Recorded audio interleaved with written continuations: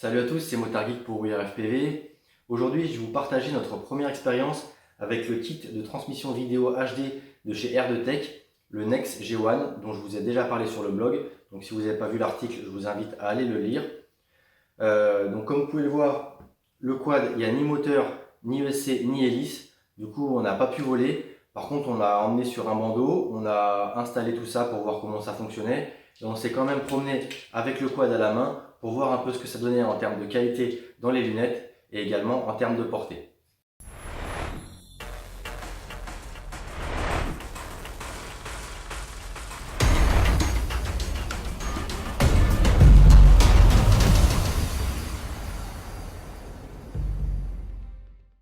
Donc voilà à quoi ressemble l'intégralité du kit HD Nex G1 de chez Air2Tech.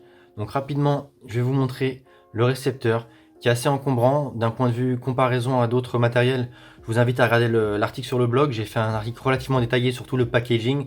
Donc pareil, je vous épargne le déballage. Mais tout le nécessaire à faire à voler en HD est présent ici. Donc on est sur la version 720p ou 480p du Nex G1.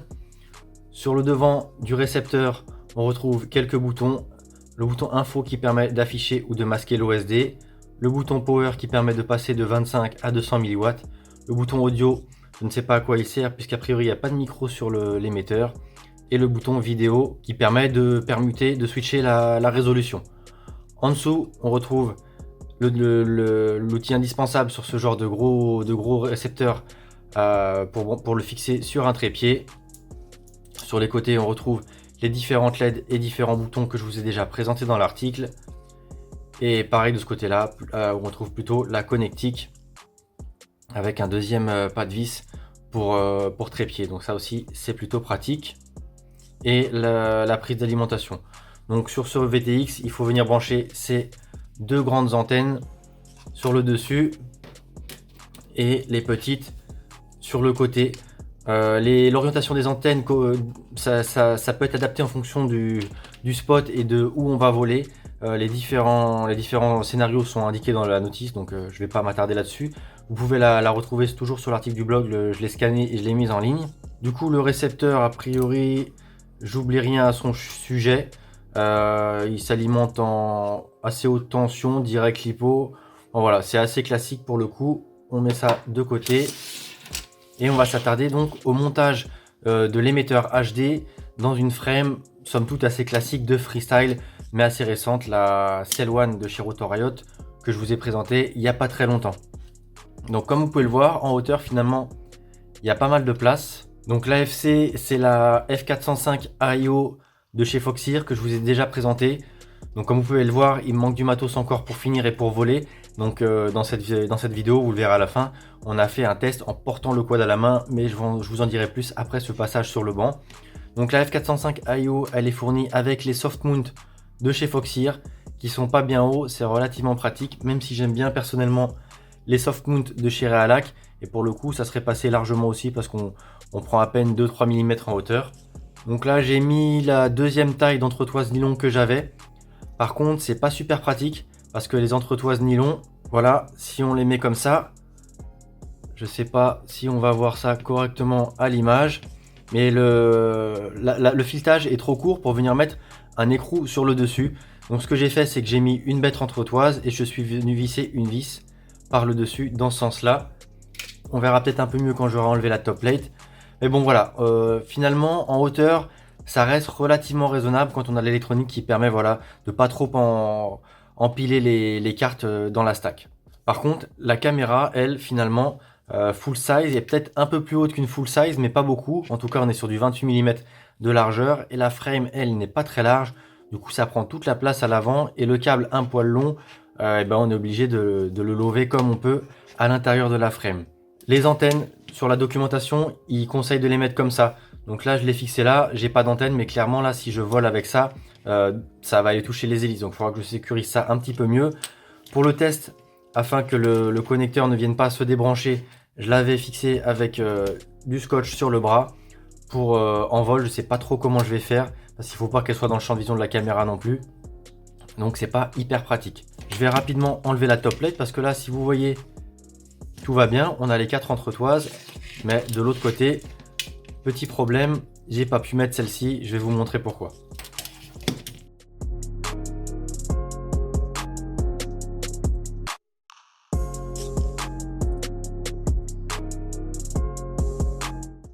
Et donc, on peut voir quand même que là, la partie qui est à l'arrière, elle est relativement large et surtout, elle n'est pas centrée. On peut voir qu'elle est plus là vers le haut que vers le bas.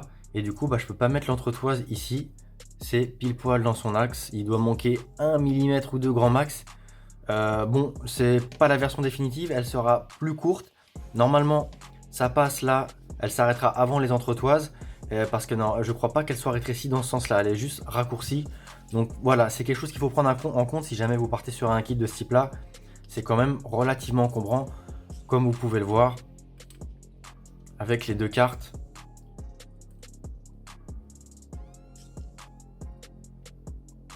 Voilà, et les antennes, il faut bien les fixer parce qu'il ne faut pas qu'elles viennent se débrancher en vol. Parce que déjà, on va moins bien capter et j'ai peur que ça fasse chauffer l'électronique et que ça crame. Même si normalement, les VTX récents ont des protections contre la surchauffe. Pour celui-ci, c'est pas indiqué dans les specs. Donc, il faut y faire gaffe. Et donc là, sur le VTX, il n'y a rien de particulier. On a les LED témoins dont je vous parlais dans l'article. Je vous laisse aller lire si ça vous intéresse. Et le bouton de bind. Donc voilà, c'en est tout pour la partie sur le banc. Je vais vous faire une petite conclusion et vous expliquer comment on a testé ça et ce qu'on en a pensé, même si on n'a pas vraiment volé avec.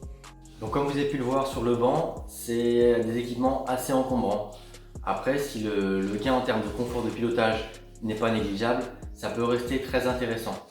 Cependant, je pense qu'on va quand même être limité en termes de portée sur des spots de freestyle, en tout cas sur des bâtiments abandonnés, des spots un peu grands. Parce que là, sur le spot, donc je vais vous montrer, je vais vous mettre quelques captures d'écran là sur ma droite. Donc sur le spot, je vais vous montrer où est-ce qu'on était installé. Donc on était à l'abri parce qu'il pleuvait.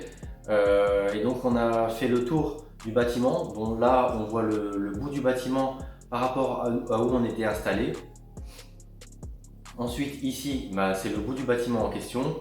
Et juste après, si on continue, voilà, on allait jusqu'en bas de cette vue-là. Avec le quad, et c'est à peu près à ce niveau-là qu'on perdait la transmission. Donc si on regarde sur Google Maps, il y a environ 80 mètres derrière un bâtiment avec je crois 3 ou 4 cloisons plus les murs extérieurs. Donc c'est pas des gros murs en béton, c'était une ancienne entreprise, donc ça reste de la cloison en placo classique. On est quand même quasiment à 100 mètres en descente, avec un poste de pilotage qui n'est pas spécialement optimisé pour la réception. On s'est installé un peu à l'arrache. Donc bon, voilà. Je vais quand même vous montrer les enregistrements qu'on a pu faire avec un iPhone sur les lunettes. C'est pas génial, mais ça vous donne déjà un aperçu. Clairement, c'est une très très belle image.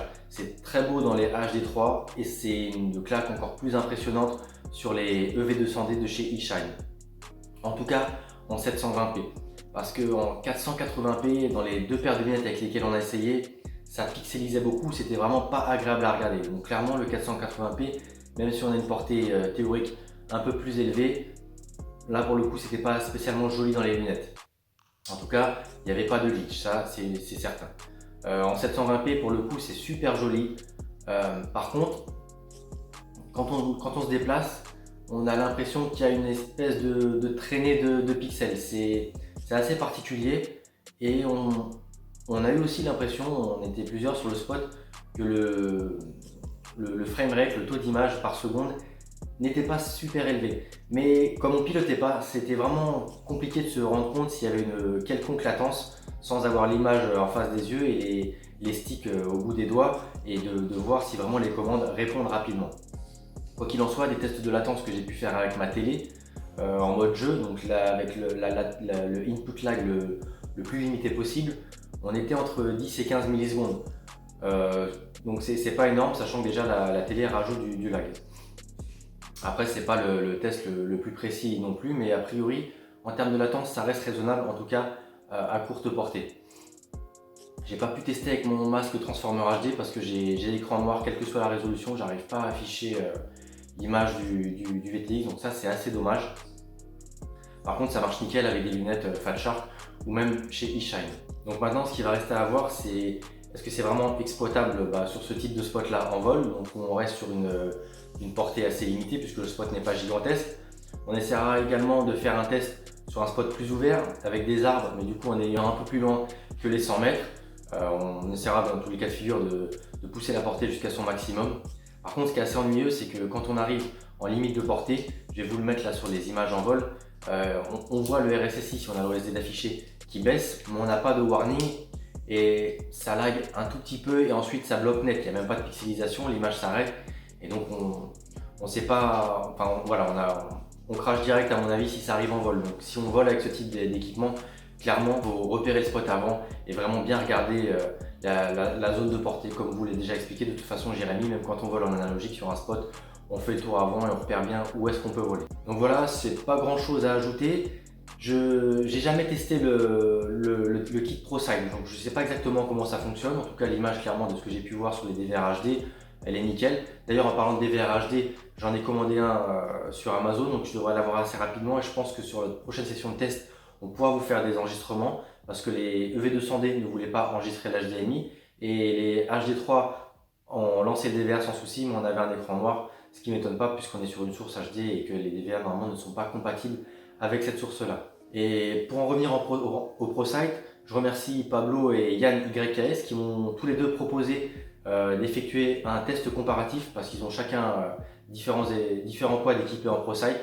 C'est pas facile d'un point de vue planning de s'arranger, mais ce que j'aimerais bien, c'est qu'on arrive à se voir tous ensemble. Donc si on peut, on vous fera un comparatif ProSight et Next G1. En tout cas, moi, ce qui me plaît sur le Next G1, clairement, c'est l'image dans les lunettes. Visuellement, c'est une claque, ça n'a rien à voir avec l'analogique. À voir si c'est volable pour le coup. Et également, chez Next G1, le fait que les fréquences soient lockées et qu'il ne puisse pas y avoir de parasites. Une fois qu'on a bindé l'émetteur et le récepteur, normalement on ne peut pas avoir l'image d'un autre émetteur dans les lunettes. Et ils ont chez Erdotech, ils ont fait des tests avec plusieurs dizaines de pilotes sur une même fréquence et il y a zéro interférence, zéro glitch. Donc ça, je trouve que c'est clairement génial. Donc les seuls bémols, voilà, ça va être la portée et l'encombrement du kit. Après, je pense que pour de l'arrêt, s'il n'y a pas de souci de latence et de fluidité, ça peut changer clairement la donne, en tout cas sur des petits spots, des spots indoor, enfin voilà, des courses où on n'a pas des centaines de mètres à parcourir et non plus trop d'obstacles. Après, le dernier point à aborder, ça va être le tarif. Je ne peux pas encore vous annoncer grand chose, par contre, je peux vous dire qu'on est pour le kit complet, on est dans les prix d'une paire de lunettes Fat Shark HDO et l'équipement d'un quad reste assez raisonnable, même si c'est plus cher qu'une caméra assez haut de gamme comme une Foxeer Falcor et un VTX de type 30 ou TBS Unify. Donc c'est un petit peu plus cher, mais le gros, c'est comme d'habitude, c'est la réception à acquérir. Ensuite, l'équipement adéquat, ça reste un peu plus raisonnable et globalement, on est moins cher en tout cas que sur du ProSight. Donc voilà, c'en est tout pour cette vidéo. J'espère que ça vous aura plu. N'hésitez pas à me dire ce que vous pensez de la HD, même si je ne suis pas certain que ça se démocratise très rapidement. Et je vous dis à bientôt pour un prochain test du Next G1 en conditions de pilotage, je l'espère. Et puis évidemment pour un tas d'autres vidéos sur la chaîne.